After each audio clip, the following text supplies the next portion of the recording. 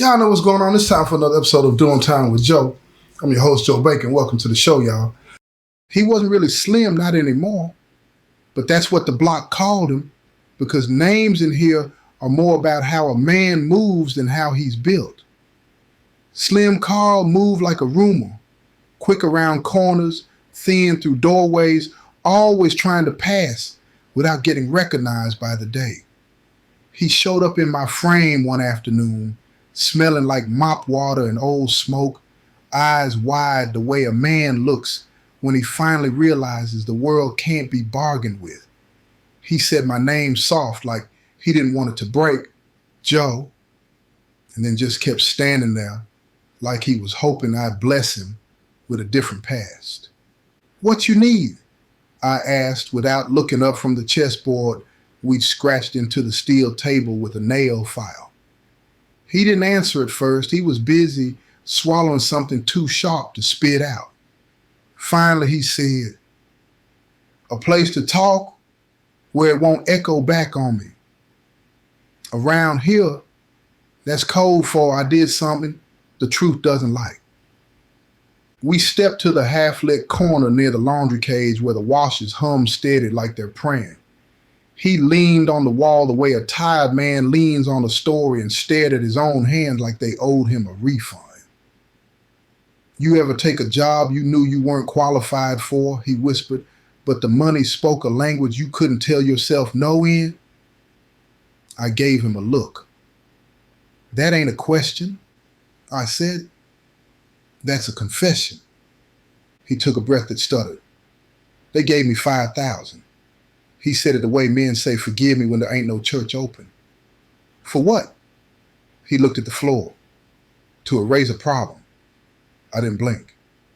"Say it right." "A body," he said, the words scraping out of him like rust. $5,000. I've watched that amount change a man's religion, seen it hold together, marriages made of twine, and tear apart men who swore they were stoned. To a hungry mouth it sings, to an addict it preaches. Carl had been both. He told me how they found him, East End crew with quiet eyes and loud shoes, sitting on a busted milk crate behind a corner store, all elbows and tremble, shepherded by a craving that spoke in commands.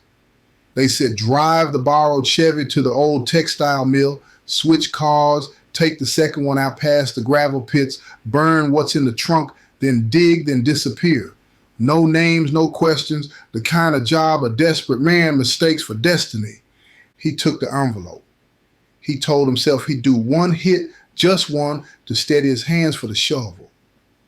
That's how every addict writes a contract with the night.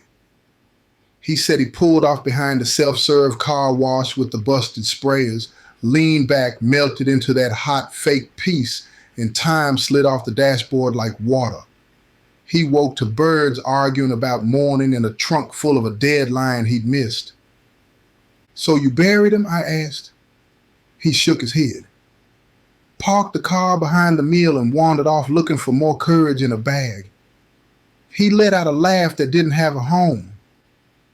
Told myself I'd come right back. I even tied a red bandana to the fence so I'd remember the spot. And I remembered the bandana, he said, but not why I tied it. 3 days later, people in the neighborhood started asking if the city had moved a slaughterhouse into the old mill. By the time the cops popped the latch, the smell had already signed a full confession. They found the tarp, the shape, the way death curls when it's been waiting for someone to apologize and nobody shows.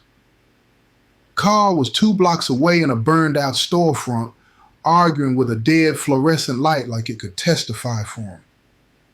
"They didn't even have to chase me," he said, voice small. "I was already caught." County held him through a winter that seemed to enjoy hearing men plead. Detectives brought him coffee and patience, the slow kind you use with a child or a bomb. "Names," they said. "Where'd the cash come from? Who put that man in your trunk?" He stared at his hands, counted his knuckles, shook his head. "I don't testify against my meals. he whispered.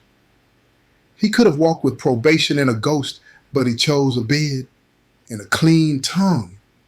When he finally hit the yard, the story arrived before his shoes did. You know how it goes. The messengers always run faster than the man who has to live with the message. Some laughed, the junkie who took $5 to move a body and forgot. Some nodded with a strange kind of respect. He didn't give up nobody. I watched him drift between ridicule and reverence like a leaf on prison wind. He kept his head down, took laundry detail and folded sheets like the corners were reasons. He'd hum while he worked, not songs you'd recognize, just broken melodies that sounded like he'd lost something important in his throat and couldn't cough it up. In the evenings, he'd stand at the bars and look past the yard to someplace only he could see. I'm trying to remember what I promised myself before the money, he said once. I can't find it. A month in, he came to my cell after count and asked if God ever got bored. Of what? Forgiveness, he said. Same man, same sin, same mouth. I told him maybe God don't get bored. Maybe we just run out of ways to say I'm sorry that still sound like we mean it. He nodded like he'd been expecting that answer and hating it. The East End crew never sent commissary, not a single dollar, not a soap bar, not even a letter with lies. The tier learned this detail and turned it into entertainment. You saved them for free. Somebody snickered by the tables. Carl didn't respond. He just picked up a rag and started wiping the surface that was already clean, like he was erasing a sentence only he could see. He had this one habit that told on him when the ghosts were loud. He'd make tiny circles on the table with his fingertip, a slow spiral like he was drilling down to where the truth lived. You hearing him again? I asked one night. He blinked, swallowed. Sometimes he hums, he whispered, like he ain't mad. Just impatient. I didn't ask who he was. Some names are knives if you say them out loud. He tried to soberscape his days, GED tutoring on Tuesdays, kitchen line Fridays, chapel in the hour that tastes close to dusk. The chaplain liked him because Carl never asked for miracles, only definitions. What's mercy if it doesn't pay anything? He asked after service, standing under that weak cross they bolted to the drywall. The chaplain said a long sentence that had more commas than clarity. Carl listened, nodded like a man being polite to a locksmith who can't pick the lock. The tear can smell weakness, the way wolves smell rain. Rumor slipped under doors that Carl still had a piece of the $5 tucked away before the arrest. 2 dudes from a different unit slid by the showers and asked questions the way knives ask for directions. He said no and took 2 quick shots to the ribs for being unconvincing. When he came limping back, I handed him ice in a bag that used to hold carrots, and he laughed because it felt like the most vegetables he'd had in a year. You should have told me, I said. Told him what? He asked. That I ain't got nothing but a hymn I can't finish? You learn a man's real theology by what he does with pain. Carl's theology was endurance without faith. Hold still, hope the river forgets your name. It doesn't. The river keeps lists. One afternoon on the yard track, he asked if I ever thought silence was a kind of language that says, I love you to the wrong people. I told him the truth. The first time I kept my mouth shut for someone who wouldn't bleed for me, I felt tall. The second time, I felt smart. The third time, I felt owned. He chewed it like it was a tough piece of meat. I think I skipped straight to owned, he said. Time did that thing it does in here, stretched thin, then snapped back, then tied itself into knots. Carl started writing letters he didn't send. He'd hold the pen like a tool he didn't have the license for, scrawl paragraphs to nobody, fold them with care, tuck them under the mattress like bread for a journey he didn't believe he'd take. Once I asked who he was writing. The man in the trunk, he said with no drama. I tell him I'm sorry in new ways. It don't change his temperature. A CO with soft eyes, rare species, called him by his first name one morning at pill call. Carl. Gentle. Just a syllable with respect in it. Carl stepped back like he'd been shot, then smiled with his whole mouth for the first time I'd seen. You all right? I asked later. It's nice to not be inmate for 5 seconds, he said. It's nice to be the person my mother thought she named. He folded that moment up and put it in his pocket like cash. But the block taxes you after it lets you feel human. That night the whispers came back meaner. The East End crew was out, eating well, sleeping easy, and laughing about how the dopehead disposal service never asked for a tip. A kite drifted to our unit. He opens his mouth. We close his sister's eyes. He showed it to me without shaking. I don't got a sister, he said, but lies travel with teeth. He fed the paper to the toilet and flushed like he was baptized in the day. I tried to build him a small island, routine as rope. We played chess on the scratch board.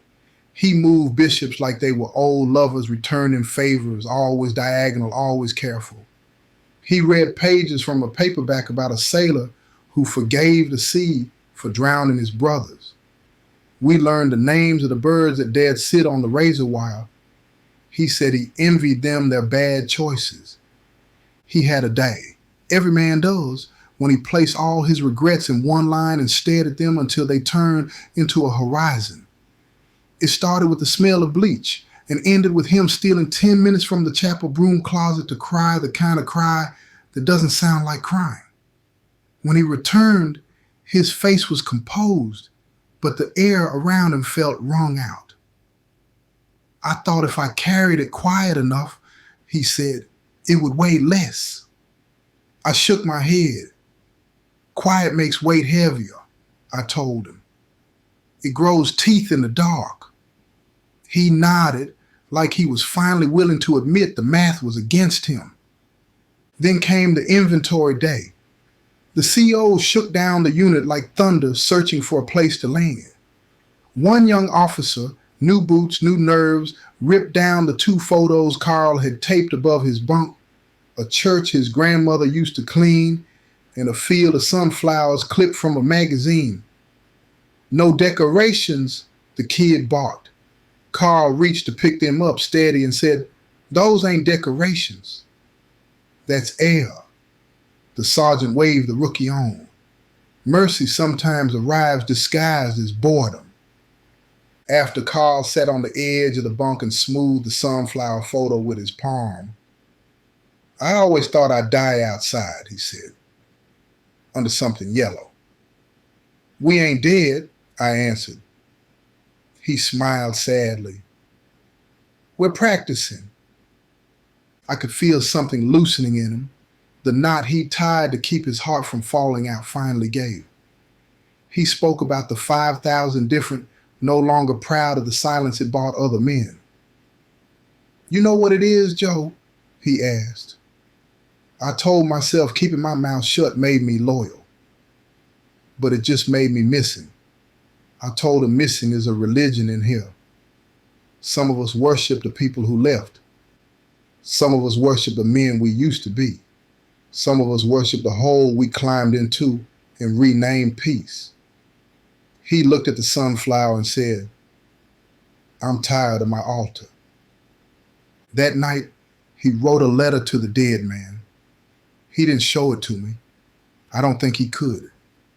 He folded it in thirds, pressed the crease with his thumbnail like a notary, then tucked it behind a brick by the window where he kept contraband hope. The moon put a thin ribbon of light across his face, and he looked like a man sitting for a final portrait.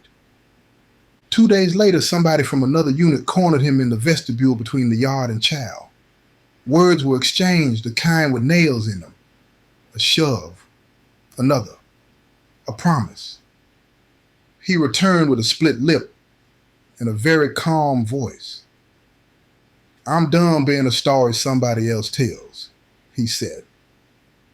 I didn't know what he meant. I do now. There's a sound a tear makes the morning a man decides to be finished. Quiet, efficient, like dawn doing paperwork. I woke to it. Saw the CEOs move faster than usual, radios eating their own words, a nurse clutching a bag like it contained solutions. They stopped at his cell. The curtain of bodies told me what their mouths didn't. After, a stretcher, a sheet, the long hallway that always wins. They said overdose because the paperwork needs tidy words. They whispered pills, they muttered debt, they floated vengeance like a balloon and let it hit the ceiling. But the men who knew him, and I only claim a corner of that, understood something else. Silence can drown you standing up. He didn't need more poison. He'd been carrying enough to dose a choir. Property came back in a cloudy plastic bag. State toothbrush, the sunflower photo, a folded slip of paper that had my name on it. I opened it slow because grief likes ceremonies. Joe, it read, the pencil faint like a man speaking from the other side of a heavy door. I wasn't brave, I was stubborn. I thought not telling would pay the debt I made with myself. It didn't. Tell the young ones not to spend their name like I did. Remember me without the smell. C. I folded the note into my pocket where I keep the couple of things I haven't forgiven myself for yet. That evening, the yard wore a hush. Even the loud dudes had the decency to argue softer. I walked the track and counted the steps between the chow hall and the spot where Carl used to stop and identify clouds by shapes only he could see. The sky was blank that day. No shapes, just the kind of gray that makes you think maybe the world is a lid. I went back to the cell and pulled out the chess piece he'd liked, the bishop with the nick on his collar. I set it at the board's edge and stared until the squares stopped being squares and started being a map. Diagonal lives, diagonal loyalties, always moving in a way that felt true until you hit the board's end. That's when I understood why he moved bishops like that. It wasn't about winning. It was about protecting something holy with a motion that never felt straight enough to be believed. The block let his memory evaporate in the efficient way institutions do. They scrubbed his bunk, reissued the mattress, folded a new set of blues. Another man moved in, hung his own small oxygen, a picture, a verse, a smile he wasn't going to keep. I watched it all without blinking because blinking is how tears cheat their way into being. That night I took out Carl's letter again and read it until the words felt used up. They didn't. A week later, a CO slid an envelope under my door with no return address. Inside was a child's drawing, 3 yellow circles with brown sticks underneath, a sky too blue to be believed. On the back in careful block letters, for Mr. Joe. Carl was my mom's friend. He helped my mom once. Be brave. I sat down on the floor because sometimes a cheap piece of paper will weigh more than your bones. I didn't know the child. I didn't know the mom. But I knew how a man like Carl might have carried water for a thirsty person before he forgot how to drink. I taped the drawing up with toothpaste beside my own small altars and told the air, I'll try. Since then, when young dudes drift close, smelling like easy choices and expensive lies, I tell them about a man who took $5,000 and spent his name. I tell them how silence can sound like honor when it's really just ownership spelled fancy. I don't preach, I don't wag, I just talk like I'm paying for something in cash. Some listen, some don't. The river keeps lists. At lights out, the vent hums its tired lullaby, and the tear exhales the kind of breath a place holds when it's practicing being a cemetery. I lay back, bishop in my hand, and let my mind walk that night with him. The self-serve car wash, the borrowed Chevy, the red bandana, the trunk that became a chapel to a God that doesn't accept confession. I imagine him turning the key, opening the lid, burning first, bearing after, the way it was supposed to go if life were kinder to fools. I imagine the dead man humming forgiveness instead of impatience. I imagine $5,000 turning into rehab rent, groceries with receipts, a phone call where nobody hangs up first, then I let it all go, because imagination is a drug I can't afford too much of, not in here. What sticks is simpler. A man asked me if Guy gets bored, and I told him maybe we do. A man carried the quiet too long and mistook it for courage.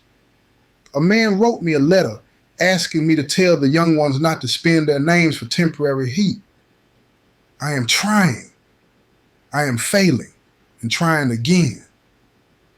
Every time the mail car squeaks by, I think of that child's sunflowers, how she colored outside the lines like truth does when it's in a hurry. I think of the officer who said his name gentle and gave him 10 seconds of oxygen. I think of the red bandana fluttering on a fence behind the mill, a flag marking the exact coordinates where dignity lost his phone. And I think of the smell, that sour, heavy reminder that some promises rot if you don't bury them right.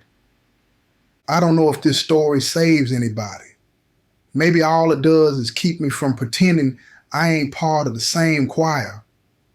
But if you're listening, really listening, take this from a man who used to spend the night like it was counterfeit. The wrong silence will invoice your soul with interest. And loyalty, if it ain't pointed at the truth, is just another word we use when we're scared to look in the trunk. This has been another episode of Doing Time with Joe. I'm your host, Joe Baker, and I say peace, y'all.